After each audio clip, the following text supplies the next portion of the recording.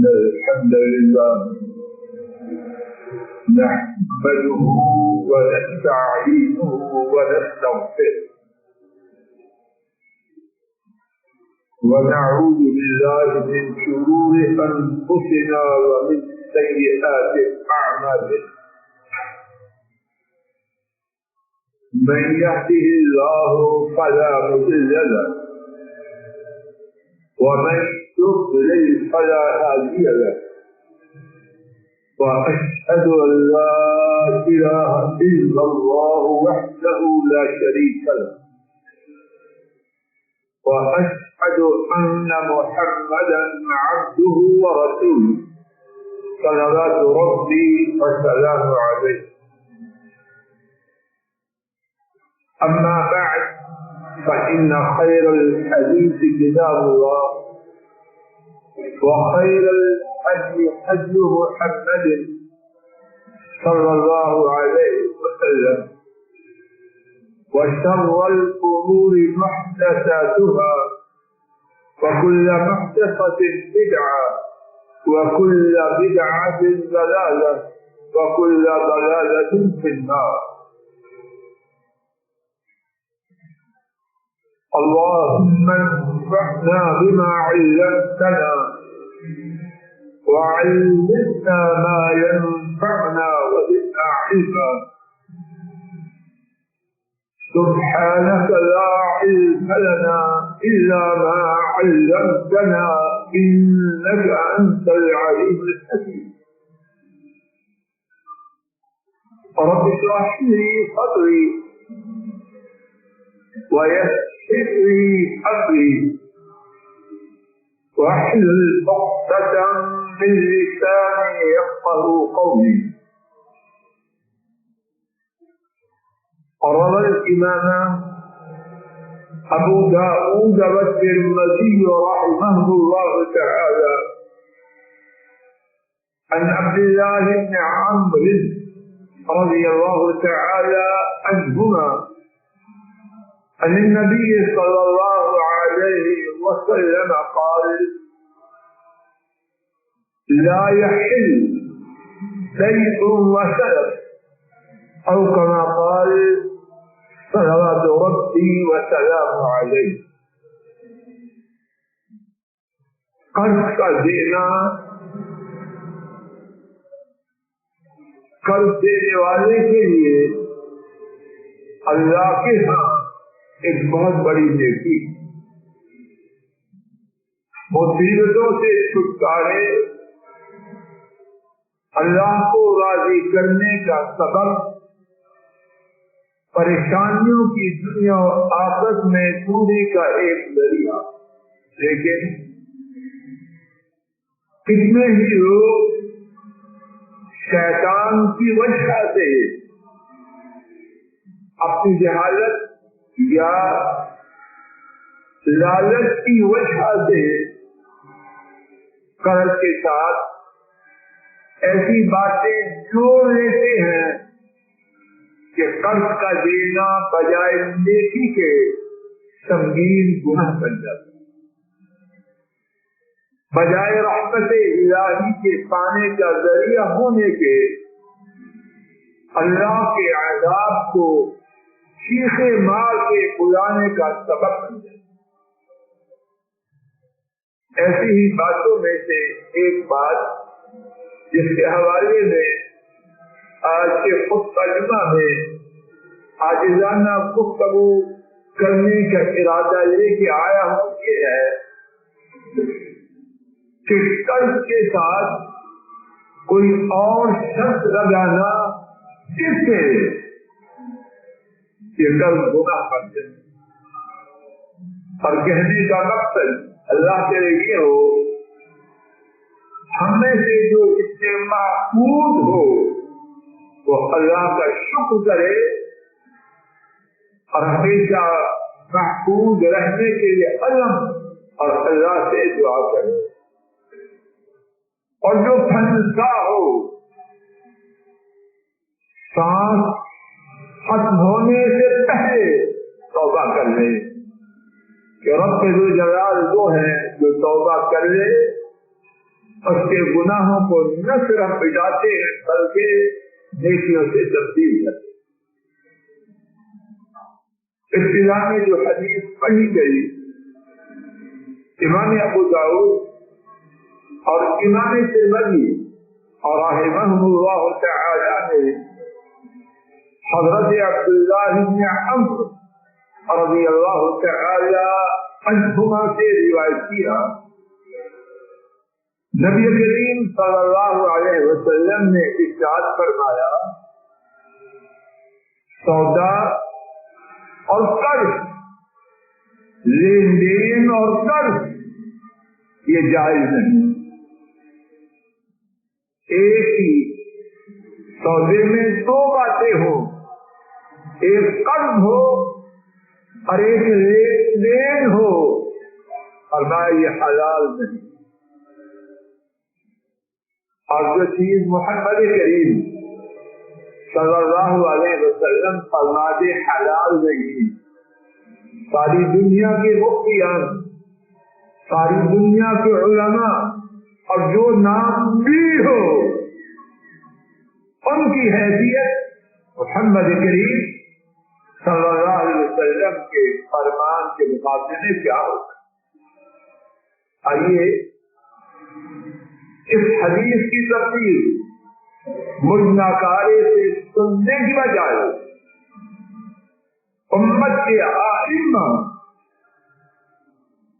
ان کی بیان کردہ تفصیل میرے ساتھ سوال کرنا۔ امام مالک امام دار الحجرہ وہ اپنی کتاب الموطا میں اس کی تفسیر بیان کرتے ہوئے لکھتے ہیں کہ ایک شخص یہ کہے میں تیرا سودا لیتا ہوں، آخذ سلعتک کذا وکذا علی ان تصرفنی کذا وکذا، میں تیرا سودا لیتا ہوں، خریدتا ہوں اس شرط پر کہ تو مجھے اتنی رقم بطور قرض دے۔ اور یہ بات ہو رہی کہتے ہیں جی، اور کہتے ہیں نہیں جی ادارے کا نام تو فلاں ہے، اداروں کے ناموں سے حکم بدل جاتا،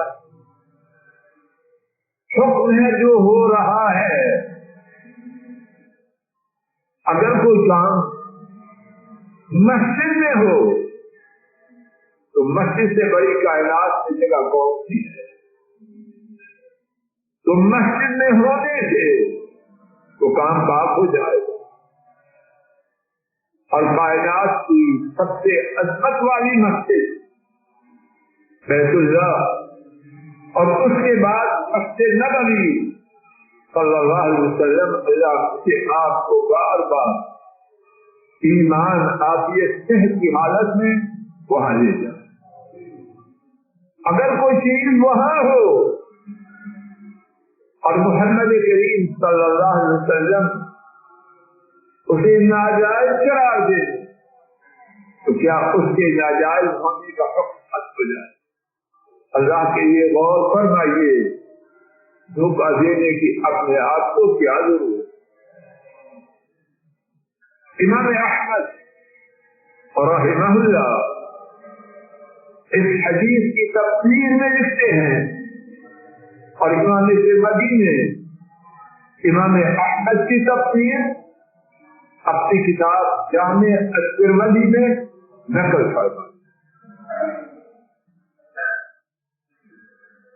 فرمایا ان يقرضه قرضا ثم يبيعه بيعا يزداد عليه، اس کو قرض دے اور ساتھ ہی ایک سودا دے،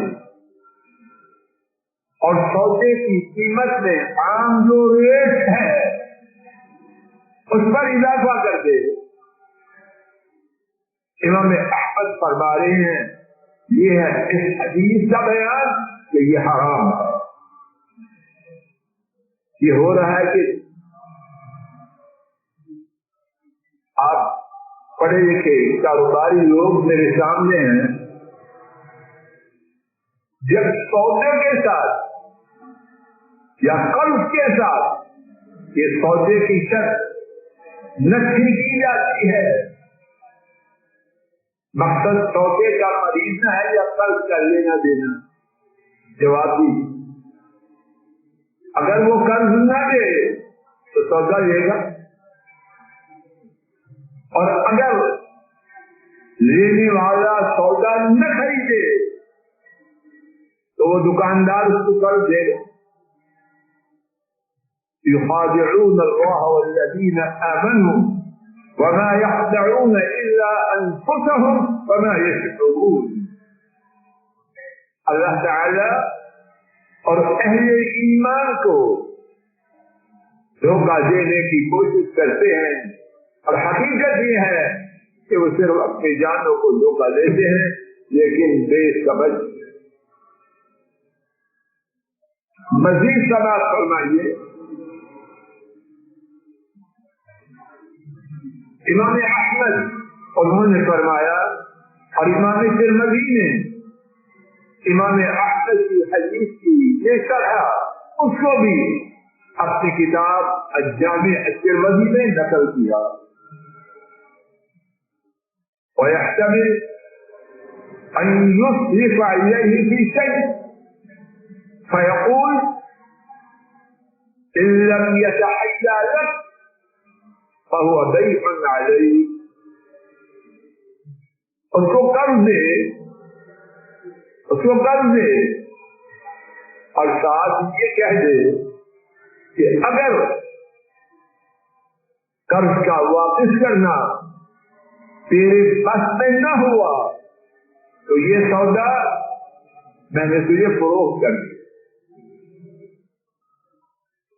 بات واضح ہو رہی؟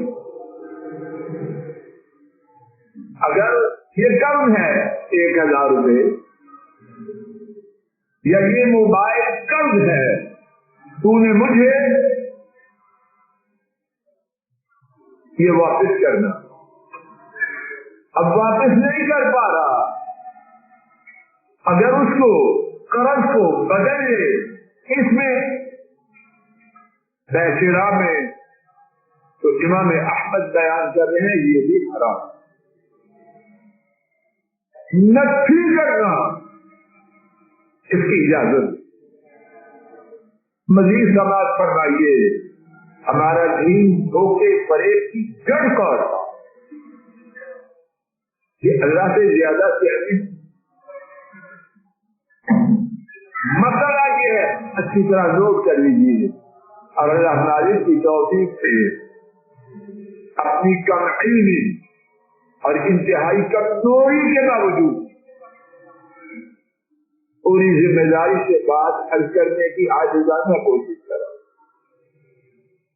میری کیا حیثیت ہے، اور اللہ کرے کہ اس بڑھاپے میں بیکار کھپ نہ رہا۔ اللہ کرے مقصد میرا آپ کا فائدہ ہو اور اس سے مجھے ثواب مل جائے، نہ میں نے آپ سے کچھ لینا ہے نہ دینا۔ نوٹ فرمائیے، موبائل کی قیمت بازار میں 1000 ہے، 1000 2000 کچھ بھی قرض دیا، لیکن شرط یہ لگائی کہ موبائل خریدو گے، اچھی طرح سمجھ لیجیے، 2 دفعہ 3 دفعہ دہرانے سے مستعد ہو، مقصد یہ ہے بات سمجھ میں آئے۔ موبائل قرض دیا 1000، شرط لگائی تب دوں گا اگر موبائل خریدو گے، اور موبائل کی قیمت مارکیٹ میں 1000، ایک پائی بھی زیادہ نہیں مانگ رہا، کیا یہ جائز ہے؟ جواب دو، غلط ہو صحیح ہوتا ہے۔ اچھا جی جائز ہے، ٹھیکیدار جی کیوں نہیں جائز؟ کیوں نہیں جائے جی؟ اس کے کھڑا ہو تو ایک آدمی نے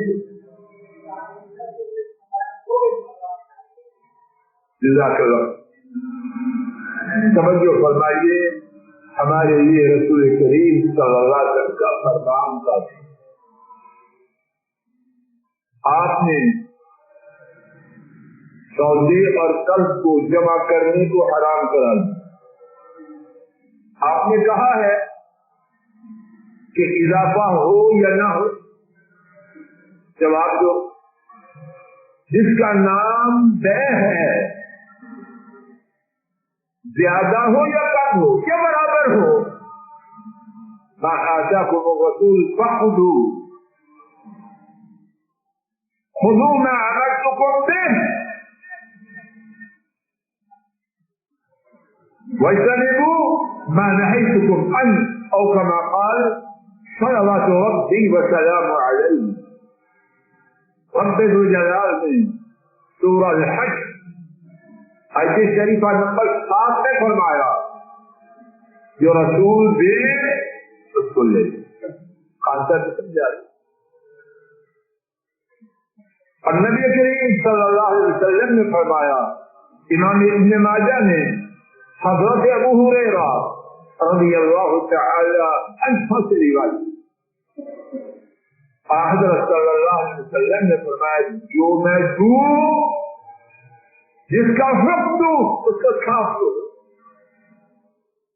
اور جس سے روکوں اس سے رک جاؤ۔ رب ذوالجلال کی رحمت ہے اہل حدیث، کوئی برا کہے اچھا کہے، گالی دے یا تعریف کرے، ہمارا عقیدہ یہ نکمے ہیں، ناکارے ہیں، غلطیاں والے، معصومیت کا دعویٰ اصل نہیں، اور اگر کرے بھی کوئی تو غلط ہے، لیکن عقیدہ یہ نبی کریم صلی اللہ علیہ وسلم کا کسی چیز کو بغیر کسی شرط سے حرام کرا دینا، اس کے حرام ہونے کی یہ کافیت ہے، یہ باریکیاں اللہ پاک نے اپنی رحمت سے ہم کو بچایا۔ ساری خیر آپ کے ارشادات کو بصر و چشم، قلب و قالب سے آننے میں ہے۔ انما كان قول المؤمنين اذا دعوا الى الله ورسوله ليحكم بينهم ان يقولوا سمعنا واطعنا۔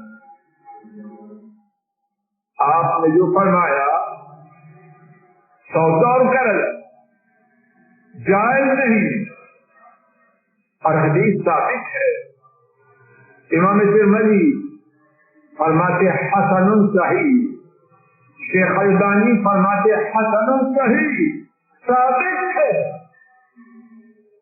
اب چھوڑنے کی گنجائش کہاں سے لا؟ ایمان ہے تو چھوڑنے کی گنجائش نہیں، اور باقی بات آپ خود سمجھیں۔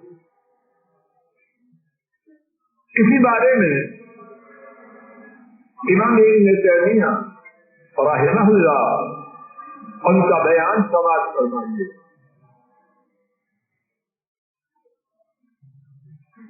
فرماتے ہیں ثبت عن النبی صلی اللہ علیہ وسلم انه قال لا يحل بيع وسلف فاذا باعه اقرضه كان ذلك مما حرمه الله تعالى ورسوله صلی اللہ علیہ وسلم۔ نبی محترم صلی اللہ علیہ وسلم سے ثابت ہے کہ سودا اور قرض ان کا جمع کرنا حلال نہیں۔ اب جب اس نے بیچا اور ساتھ قرض کو نچھی کیا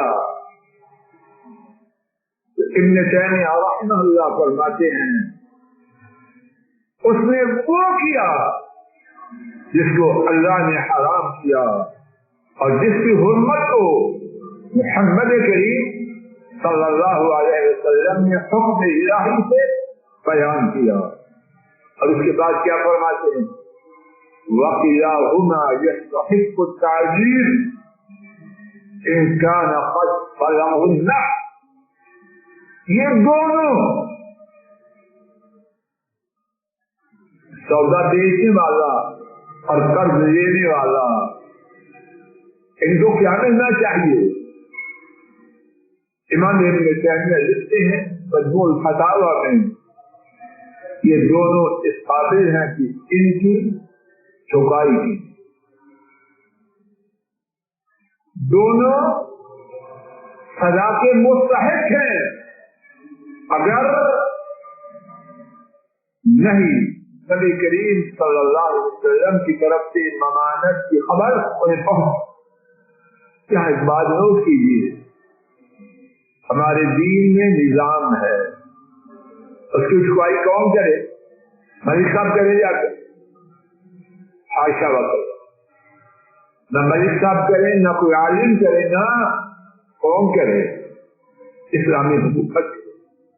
ہاں، اہل اسلام اسلامی حکومت سے اس بات کا مطالبہ کریں اور اہل ایمان کے یہ بیان کریں کہ یہ وہ سنگین جرم ہے جس کی سزا اسلامی ریاست کی طرف سے سزا۔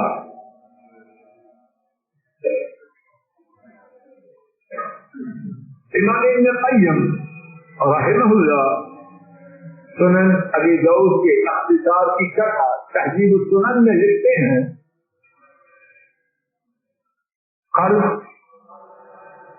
اور سودا جب اس نے 1 سال کے لیے کر دیا اور 85 کی سودے میں تھی، تو اس نے اس سودے کو ذریعہ بنایا کس کا؟ قرض کی رقم میں اضافہ کرنے کا، اور سود یہ تھی۔ اگر یہ سودا نہ ہوتا تو دکاندار سودے والا قرض نہ دیتا، اور اگر قرض نہ ہوتا تو مقروض یہ سودا نہ خریدتا۔ اللہ کے لیے حضرات و خواتین، میں اور آپ سب غور کریں۔ اب مجھے بتائیے یہ دھندا ہو رہا ہے کہ نہیں؟ جی، اور نام لیتے ہیں بڑھ کر، آسمان نے محمد کریم صلی اللہ علیہ وسلم سے بڑا مخلوق میں سے کوئی دیکھا؟ زمین پر اللہ کی مخلوق میں سے ان سے بڑا کوئی ہے؟ تو بات ان کی ہے یا کسی اور کی؟ جس میں چاہیں لوگوں کے نام رکھنے سچے یا جھوٹے، ہمیں اس سے کوئی پرواہ، ہمیں اس سے کوئی دلچسپی نہیں، جس نے نام چاہے رکھیں، لیکن محمد کریم صلی اللہ علیہ وسلم کے مقابلے میں مخلوق میں سے کسی کی بات کی کوئی حیثیت۔ قرض کے ساتھ نفی کرنے کی ایک اور کو، قرض کو اور اس کے ساتھ کرائے کے معاوضہ کو جمع کر دیا، قرض بھی ہے اور کرایہ کا معاوضہ بھی ہے۔ کیا یہ جائز ہے؟ مالکی مخت فکر کی کتاب موحد الجلیل میں ہے، ہر کانٹریکٹ، ہر معاہدہ جس میں لینا اور دینا ہے، قرض کے ساتھ اس کا جوڑنا جائز نہیں۔ ایک اور کتاب الشادی میں ہے، کرائے کا معاوضہ کرنا اور اس کرائے کے معاملے میں قرض کی شرط لگانا کہ جائز ہے۔ دکان ہے قرض پہ دے رہا ہے، دکان ہے کرائے پہ دے رہا ہے، ساتھ یہ شرط ہے کسی ایک کی طرف سے کہ 10 لاکھ ساتھ دو، جب خالی کرو گے دے دوں گا۔ کیا ہے یہ؟ کرایہ تو ہے 1 لاکھ، یہ 10 لاکھ ادھر کیا ہے؟ اور کرائے کے ساتھ کسی چیز کو جوڑنا اور قرض کے ساتھ نہ لین دین خرید و فروخت جائز ہے، نہ کرائے پر لینا اور دینا جائز۔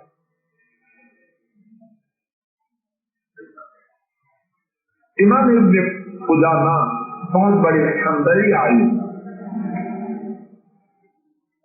اپنی کتاب الکافی میں لکھتے ہیں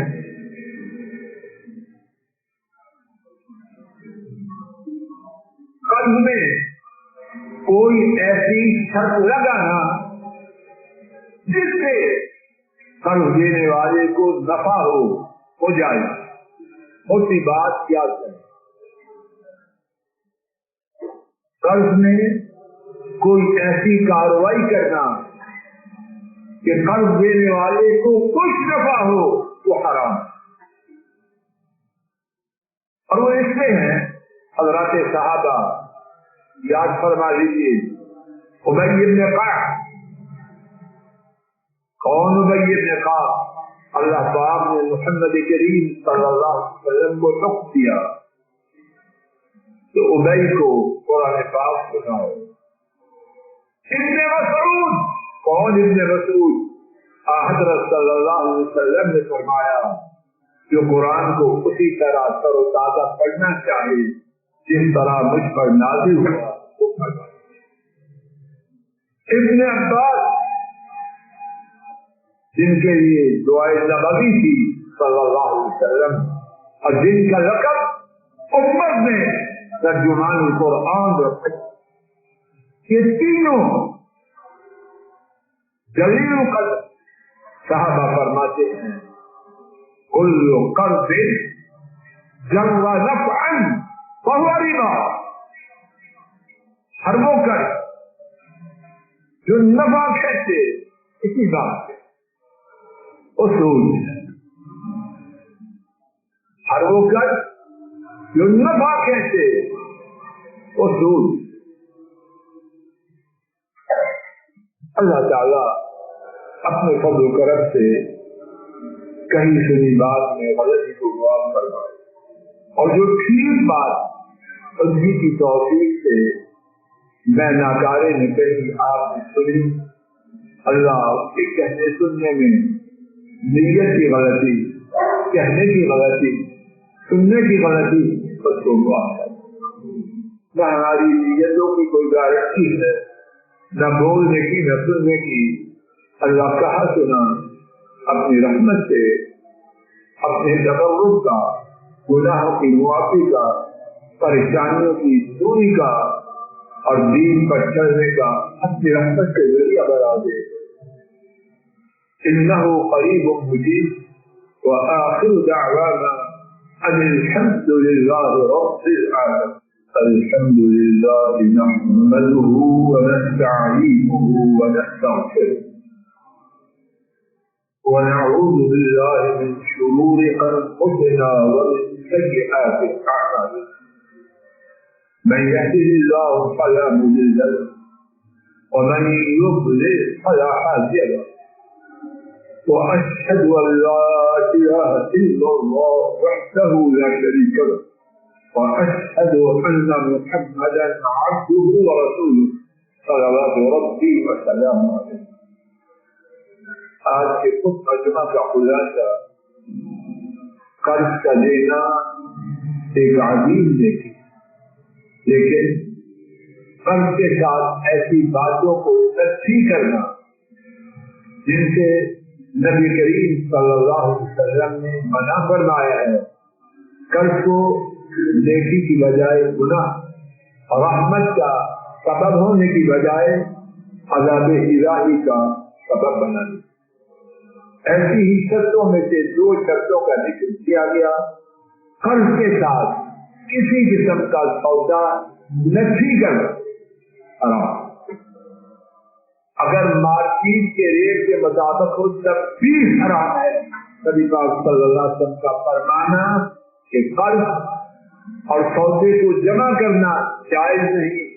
اب باریکی تفصیل کی کوئی. دوسری بات یہ عرض کرنے کی کوشش کی گئی اللہ کی توفیق سے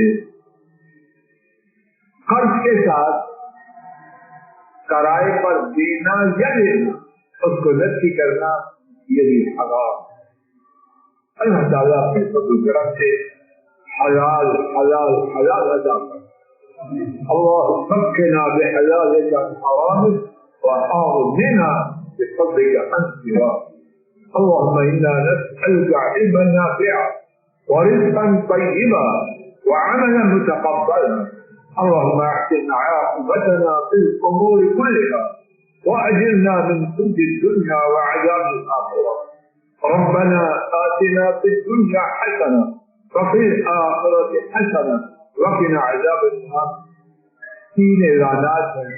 ایک اب تو دیکھیے دو بعد میں انشاءاللہ الرحمن کسی مسجد میں رب ذوالجلال کی توفیق سے آئندہ جمعہ کے دن نماز مغرب کے فوراً بعد ایک پروگرام ہو رہا ہے جس کا عنوان ہے استقبال رمضان. آئندہ جمعہ کے دن نماز مغرب کے مدت بعد اسی مسجد میں ایک پروگرام ہو رہا ہے استقبال رمضان کے حوالے سے. حضرات و خواتین کے اپنے اپنے فائدے کے لیے شرکت کی پرزور التماس ہے. اللهم صل على محمد وعلى آل محمد كما صليت على إبراهيم وعلى آل إبراهيم إنك حميد مجيد. اللهم بارك على محمد وعلى آل محمد كما باركت على إبراهيم وعلى آل إبراهيم إنك حميد مجيد. سبحان ربك رب العزة عما يصفون وسلام على المرسلين والحمد لله رب العالمين.